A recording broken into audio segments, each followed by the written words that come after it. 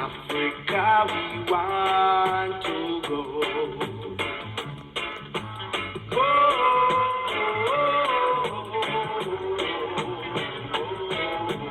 Africa, we want to go.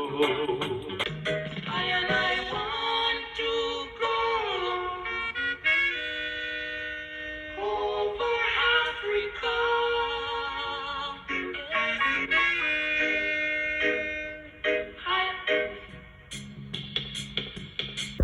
Well, whether you're a king or a queen, you gotta stick around the scene and be no darn jelly bean, because I and I don't check for Halloween and we crisp and clean and carry no caffeine. You see what I mean? Tune in, Jumbo request to the African Queen. Now hear this. I never talk about the Africans today, and I talk about the whole continent of Africa. I not talk about Botswana or Libya. I talk the whole continent of Africa. See? Now listen to this. I want you guys to know that I'm a Jamaican, and I want you, I'm a Rasta man also, and I want you to know that Jamaican loves you. Okay? I want you all to know that. Yeah? I can just do a cappella of a few lines and let you know. The song, I grew up on this song, imagining what Africa is like. Okay? It said, Africa, we want to go. Forward, my black brother, forward, my black sister. Our foreparents were born Ethiopians.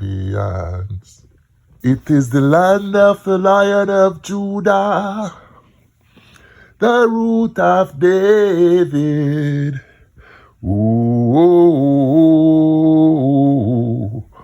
something, yeah, Dennis Brown. See? T. Brown, our prince of reggae music. Yeah? Bob Marley, favorite singer. Okay? Dennis Brown, late great D. Brown. See? Okay, we grew up on them tune there. And plus others. Okay? So, we are Imagine Africa. And another thing, I must tell you, before I came to Canada, when I get my landed status to come to Canada from Jamaica, when I opened the envelope, 10-year landed status in Canada, you know what I said to myself? At least I'm getting closer to Africa. Leaving Jamaica, coming to Canada, I tell myself at least I'm getting closer to Africa. That's how much we want to go to Africa. First place in mind is Africa. Doesn't matter where in Africa. I would love, I haven't been there as yet, but I'm still hoping to get there someday. And I see him some never kiss the ground and roll over. If me ever, I reached there in mind and spirit, but I haven't got there in physical. Okay? So, let me tell you something. This when me come to Canada now and start here. You guys talk about Africa and don't even know Africa. If you ever come to my village, I'll kill you. That's a black man that talk to me, you know? No. What is that? It's a man with a darker complexion than I would, and I say that, you know? You've been talking about Mother Africa and you don't even know Africa. You come to my village, I'll kill you. That's when we start to get, you know. So, 1985 I went to England. I went to visit my aunt in Tottenham, and I have a friend a woman friend in close to Brixton. I think it was, I don't want to say the wrong name, I don't want something out of the hall. But when you take the tube, you get off at Vauxhall and walk there. So it was Christmas. I think this was the New Year. Went to visit my girlfriend and breaking the New Year. She said, let's go to this place that she's familiar with, which is a bar, club area. They were having like a party later. We got there early and she's talking up to these guys at the bar because she knows them and, you know, talking up to them and I kind of feel jealous, you know. I feel like, you know, she's not giving me attention. She's too much with them and I said, let's go. Let's go somewhere else. Okay? So we went somewhere else. We left. So we left. So on our way now, I hear music playing in this house. And so we went there, it's a party. When we got there, went in the house to a few people. This guy came to me and said, who am I? I said, I just hear a party and I come and said if I was invited. I said, no. He said, well, you gotta leave. Yeah. Now tell me, which part of Jamaica, which Jamaican can have a party? And anyone, whether you're black, white, cream or yellow, anyone would have walked in that party who have not offended anyone there.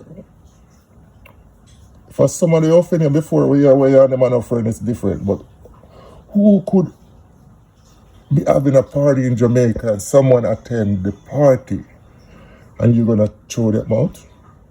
We don't do that. We don't do that. You're gonna play reggae music in your party and Jamaica not welcome? I'll kick you out of the party.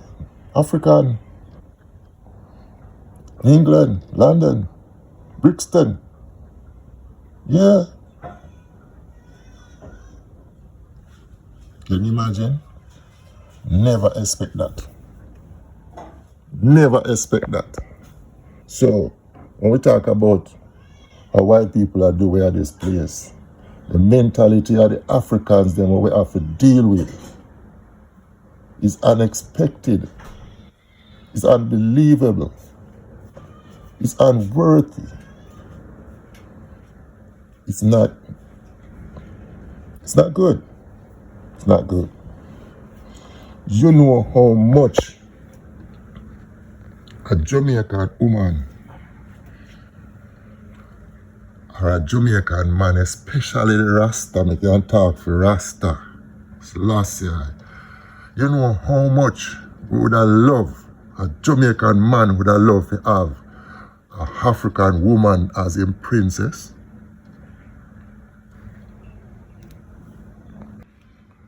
You know how much a Rasta man would have loved to have an African woman as his princess, as his queen. You know how much a Jamaican Rasta man would have loved to have African woman as his queen, as his empress. You know how much a Jamaican Rasta woman would have liked to have an African man as her king. But it's not happening because you know what? Everyone, they try to compete with Jamaicans. Everybody act like they're better than everybody else. And the African woman, them is as fake as every other black woman. As fake as every other black woman. In America, Canada, everywhere. Try to be accepting. This Wilpa falls here. This Wilpa bleaching. And then lie and trickify. They con you out of everything. And when they look at you, they just want to take you for what you don't even have at times. Them just lie and wicked. Them not stand out. Would I wish if they would stand out? They would be better off. See? You know, different cultures, as I said, I'm not talking about one particular country in Africa. But let me say this. We fight against them one another. So, shouldn't expect better from them. Because we all, the colonization, we all try to turn us against each other. But the love we Jamaican, we Rastaman have for Africa, when we grew up from see and hear and wish to be on the mother's land. All we talk about.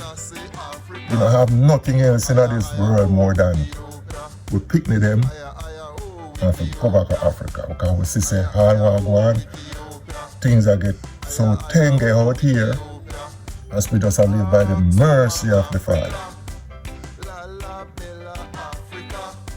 See? So,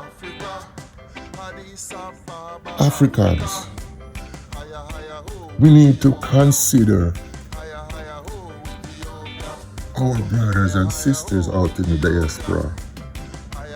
We need to stop fighting against each other. You tell me I'm not African because I've never been to Africa. But a white man in Canada that never been to Europe, you can't tell him that. Because he's gonna claim where them parents or grandparents come from. I'm Italian, I'm parent, I'm Italian. I'm born in Canada, but I'm Italian. So I'm born in Jamaica, I'm African. It's simple. Why you were trying to be somebody else? Why what with those fake eyebrow and eyelashes and you're just trying to be, the American is trying to be like the white woman. And the African is trying to be like the white woman. And everybody wanna, what with all this fake shit, man? Calm down. It's not sexy. It's not. You guys just wanna outdo each other. It's not sexy. Because most men don't even look at that. They just go with it to try to please you because that's what makes you comfortable. Everybody here for you because they want some pum pum. They will fix they pay for the nails because they want some pum pum and when they get the pum pum, they might not see them back because you're too much. You just want to set standard, you're a high standard person and you have nothing to offer. You spend your whole time, say you're making your career straight, you're fixing your career, and then when you finish, you're 40, 50, and you're not on a picnic. And you're vexed with the world. See? The older woman have their career. So when them forget in a relationship, it's either their way or the highway. And the younger woman feels like everybody is so obsessed with her looks and she will take everything from you, go throw it away, and come back for more constantly. Now, how we gonna get ahead? How we nation our function independently without have to rely on other people? When? How? Think about it. Africans. I have a store. I have a store. Records, CD, clothes, and all new trend outfits and things. I have 2 African friends always come by. Randy and Frank. Ghanaian. Big up Frank. And they always come by, we play music. Randy brought me some Dan Carlos I never heard of. And one day I ordered some clothes from Manhattan and the UPS van pull up. Randy was there with one of his friends. I think his name called Manny. And when I get the box from the UPS van and open it, the man then fall in love with what's in. Some new shorts and thing. And short set. And Manny end up trusting credit 3 short set from me. Right there. Just coming out of the UPS vehicle. Don't able to put up in a store. Why did I do that? I is my brothers. I African. I don't expect him to rip me off. And that was from 1993. And I know money not pay me. Me 3 short set top and bottom. So me not see him for years. So when me see him now, what me fi do with him? When me see him now, I push me knife in him when I go say me wicked, not true? When me see him now, I cut off and close off of him and give him a telephone in his face when I say me wicked, not true? I know the man not pay me. So I tear down, come join the ground. Welcome to the club. I come for tear you down. Yeah. Them no better than the rest of people them where I fight we out here. You can't turn your back on them and think say them are your brother. Cause them same one will come stab you in your back. See? It's not fair. Okay, so Randy have a child with a white woman. And the woman tried to help him with his status, which is very rare. A white woman give a black man status in Canada. And that's what I heard, right? When the process come through and immigration ready for him, the woman is living in Montreal because he have a child with her, but they're not together. The child was living with somebody else in jungle. But when him get the call for come in for him papers, the woman in Montreal, and me lock up my store and help him drive him like a wreckage car. Don't even think it would have reached and come back, but it did. We go pick up the woman in Montreal and bring her back here for them to go into immigration, you know. Yeah. And then time passed. Randy do me. Randy called me. They have the scheme where they would put money in your account wherever they get it from, and then them hurry up and draw it out. Something like that. It was a scheme. It was illegal. And Randy come and check me and ask me. Tell me about